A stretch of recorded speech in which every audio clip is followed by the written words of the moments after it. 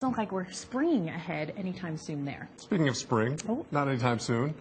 Spring arrives officially in 50 days, but the groundhog will weigh in on the length of winter coming this Friday. But before that, Punxsutawney Paul Walsh.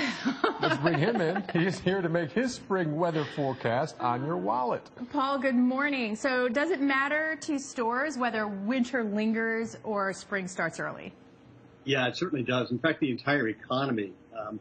It's been shown that about 30% of the entire economy is impacted either directly or indirectly by the weather, and where it's really the most impactful is during these sort of transition seasons. So businesses, by and large, that are seasonal really hope for earlier than normal starts to spring, because that's when they can sell their products the most profitably. And so when you start to look at weather like this, where we're looking at potentially the bottom dropping out, as you just noted, it's not really good news for most businesses. Okay, Paul, let's channel your inner Punxsutawney Paul. So will you see your shadow this morning? Will it be a later start to spring this year for businesses?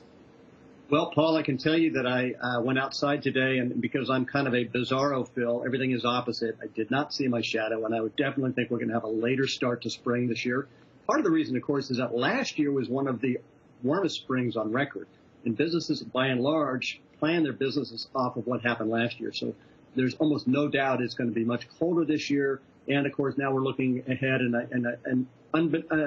I actually look to people like Greg Postel to tell me about the weather. And so when he says it's going to be cold in February, it's almost no doubt that we're going to see a later start to spring. And it ultimately is going to impact a lot of businesses. All right, so we got the business angle. How about our wallets? What does this mean? Well, two things. First of all, obviously we're going to have to spend more to heat our homes, and there's going to be some an increase in energy costs. But there is a bright side to this, and the bright side is that more than likely we're going to see in the retail stores inventories piling up, because we're not going to be buying spring merchandise, especially spring apparel, because it's not going to really feel like spring as early as it did last year.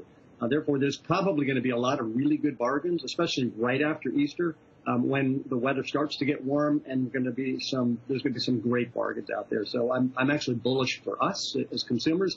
For businesses, that's going to be a little bit tough starting the season. Well, let's talk about businesses, because you said they are based on last year in early spring. We're thinking perhaps a winter drags on. How are businesses going to deal with that?